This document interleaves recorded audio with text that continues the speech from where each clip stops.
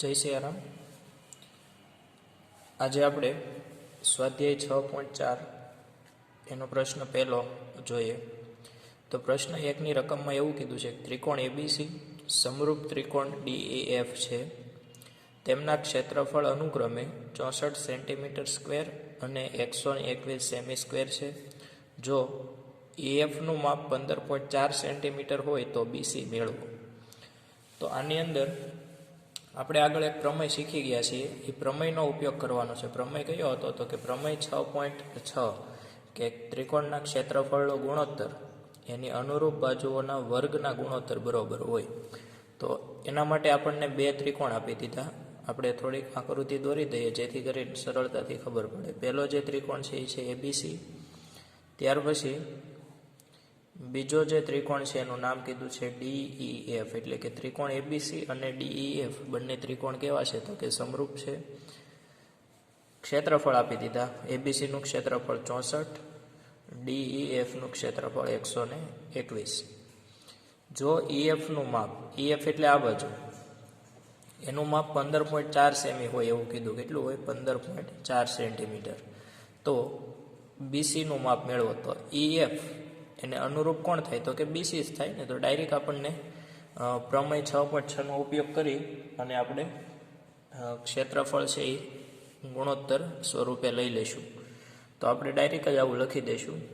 Area of એટલે કે ત્રિકોણ એબીસીનું ક્ષેત્રફળ છેદમાં એરિયા ઓફ DEF એટલે કે ત્રિકોણ DEFનું ક્ષેત્રફળ બરાબર અનુરૂપ બાજુઓના વર્ગનો ગુણોત્તર. તો અહીંથી હું બાજુ તરીકે BC લઉં. શું કામ BC લઉં? તો અહીં BC મેળવવાનું કીધું છે એટલે. તો BC એને અનુરૂપ બાજુ કઈ થાય? તો BC ને અનુરૂપ કોણ થાય? EF. અને EF જ આપણને આપેલું છે છેદમાં EF. એનો પાછું શું થશે? તો કે વર્ગ.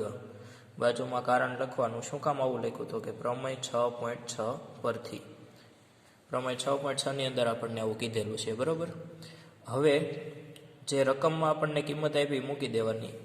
એબીસી અને DEF તેમના ક્ષેત્રફળ અનુક્રમે. એટલે કે પહેલા એબીસીનું ક્ષેત્રફળ કેટલું? તો કે 64 છેદમાં DEF એનું ક્ષેત્રફળ કેટલું? તો કે 121 બરાબર BC આપણે મેળવવાનું છે. તો BC હું આમને લખીશ. EFનું માપ આપણને આપ્યું છે 15.4 સેન્ટીમીટર અને પછી એનો પાછો આ વર્ગ છે આમને રાખવાનો, આખા કૌંસનો વર્ગ.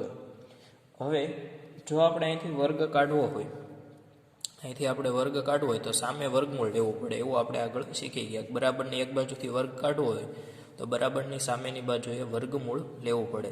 તો આ 64ના છેદમાં 121 એનું વર્ગમૂળ લઈ લઈશ. અહીં વર્ગ ઉપર નીચે બે છે, અંશમાં અને છેદમાં, એટલે વર્ગમૂળ આખાનું આવશે. બરાબર. બરાબર BCના છેદમાં 15.4. અહીંથી વર્ગમૂળ વર્ગ કાઢ્યો એટલે આ બાજુ વર્ગમૂળની નિશાની આવી ગઈ. બરાબર. એટલે અહીંથી વર્ગ જે હતો ઉપર એ નીકળી જશે. હવે શું કરવાનું? તો સાદુરૂપ આપવાનું. 64નું વર્ગમૂળ કેટલું થાય? તો 64 કોનો વર્ગ છે? તો કે 8નો. 8 64 થાય. એવી રીતે 121નું વર્ગમૂળ કેટલું થાય? તો કે 121 કોનો વર્ગ છે? તો કે 11નો. 11 ગુણ્યા 11 કરો એટલે 121 થાય. એટલે 8ના છેદમાં 11 બરાબર BCના છેદમાં 15.4. હવે આપણે કિંમત કોની મેળવવાની છે? તો કે BC. તો 15.4ને અહીંથી કાઢવા પડે. 15.4 અહીંથી હું સામે મોકલું તો આ બાજુ છેદમાં છે એટલે કે ભાગાકારમાં છે. સામે જાય તો શું થાય? એનું ગુણાકાર. જે સંખ્યા ભાગાકારમાં હોય અને બરાબરની સામે લઈ જાવ એટલે એ ગુણાકારમાં જાય. તો 8 હતા ગુણ્યા 15.4 ગુણાકારમાં આવ્યા છેદમાં કેટલા છે? તો કે 11 એમને બરાબર સામે શું વધ્યું? તો કે BC. હવે આ બધાનો આપણે ભાગાકાર કરી નાખવાનો. તો પહેલાં 15.4નો ભાગાકાર 11 વડે કરવાનો. તો એના માટે શું કરવાનું? તો 154 ભાગ્યા 11 કરી દેવાના. કેટલા? 154 ભાગ્યા 11. ડાયરેક્ટ ભાગાકાર આમને જુઓ તો કે 11 એકા 11 થાય.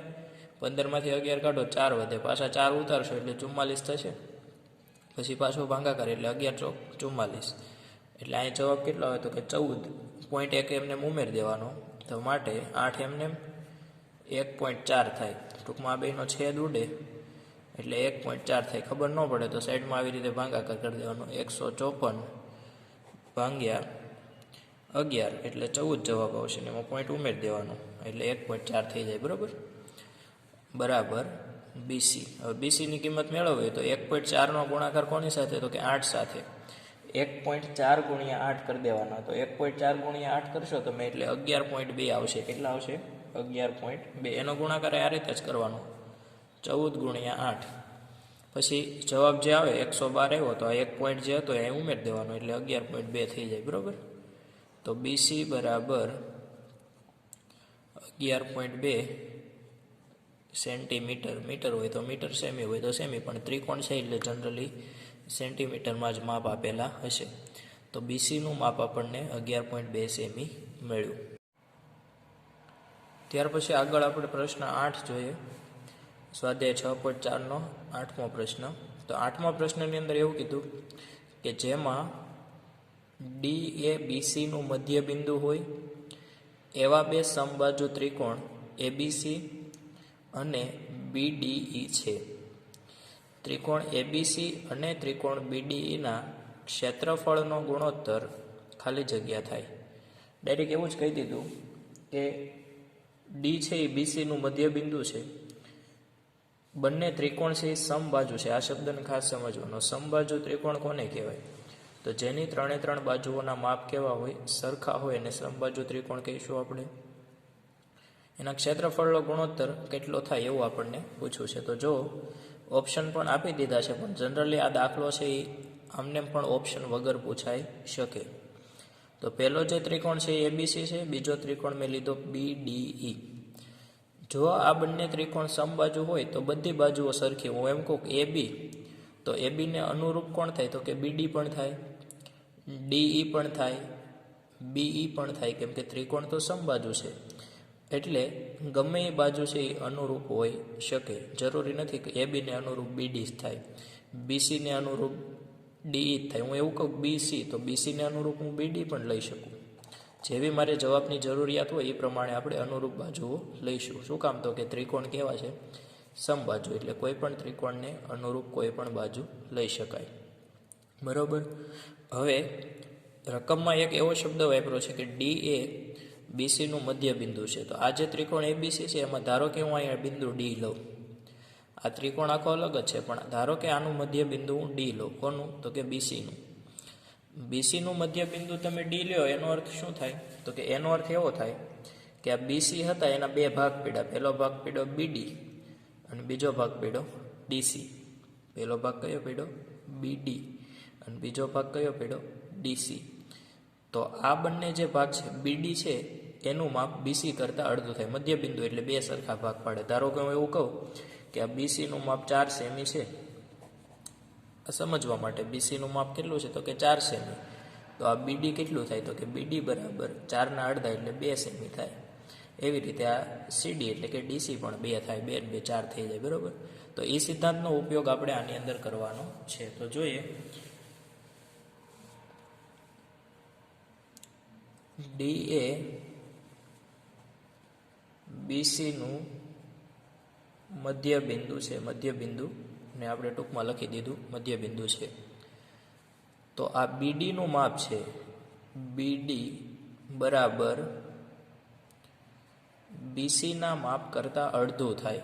સમજો ખાસ. આ બીડી મેં શું કામ લીધું? તો એ પણ સમજો કે આની અંદર જો એક બાજુ તરીકે બીડી આવે છે, એક બાજુ તરીકે કોણ આવે છે? બીડી આવે. એટલે મેં બીડી બરાબર હું લીધું બીસીના છેદમાં 2. અહીં સીડી શું કામ ન લીધું મેં? તો આમાં કોઈ બાજુ તરીકે સીડી આવતું નથી. બાજુ તરીકે આમાંથી એક જ બાજુ એવી છે જે આની અંદર આવતી હોય બીડી. એટલે મેં અહીંયા બીડી બરાબર બીસીના છેદમાં 2 લીધા. બરાબર.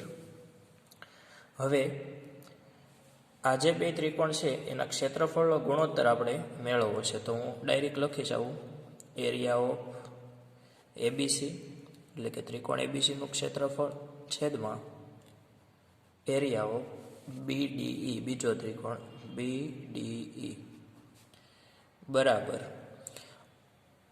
પ્રમેય 6.6નો ઉપયોગ જ કરવાનો છે. પ્રમેય 6.6 શું કહે છે? તો કે ત્રિકોણના ક્ષેત્રફળનો ગુણોત્તર અનુરૂપ બાજુઓના ગુણોત્તરના વર્ગ બરાબર થાય. તો હવે બાજુ કઈ લેવી? તો આમાં જે બાજુઓ લીધી ને એ જ લેવાની. આમાંથી હું બાજુ તરીકે બીસી લઉં તો બીસીને અનુરૂપ આમાંથી બીજા ત્રિકોણમાંથી કઈ બાજુ લેવી? તો કોઈ પણ લઈ શકાય.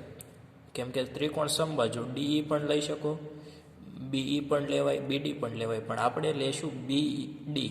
આપણે કઈ બાજુ લેશું? બીડી. શું કામ બીડી?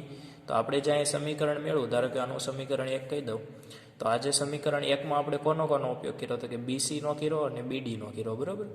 એટલે આપણે બીસીને અનુરૂપ આમાંથી કોને લઈશું? તો કે બીડી આખાનો વર્ગ, એના વર્ગના સમપ્રમાણમાં હોય એવું આપણને પ્રમેયની અંદર કીધું. બાજુમાં કારણ લખી દેવાનું, પ્રમેય 6.6 પરથી.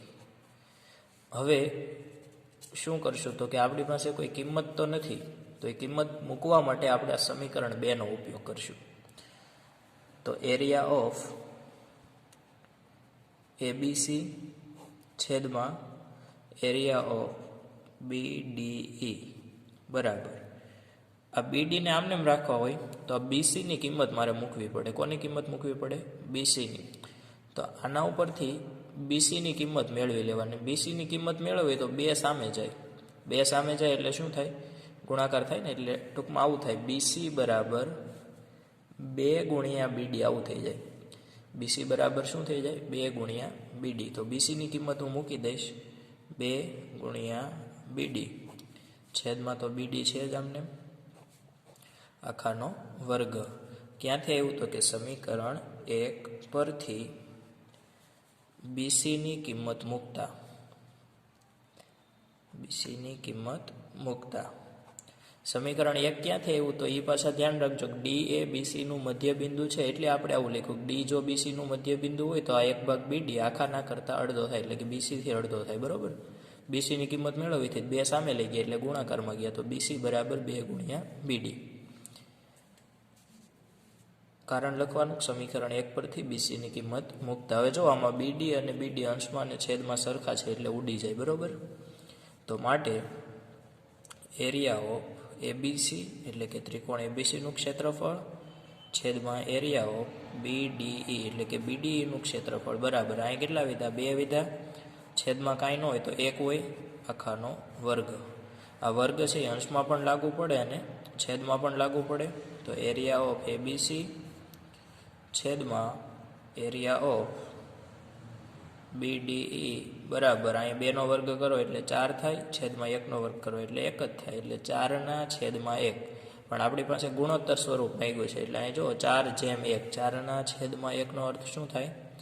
4/1. એટલે આપણો ઓપ્શન જે સી છે 4/1 એ ઓપ્શન કેવો પડે? સાચો. એટલે કે એબીસી અને બીડીઈના ક્ષેત્રફળનો ગુણોત્તર 4/1 થશે.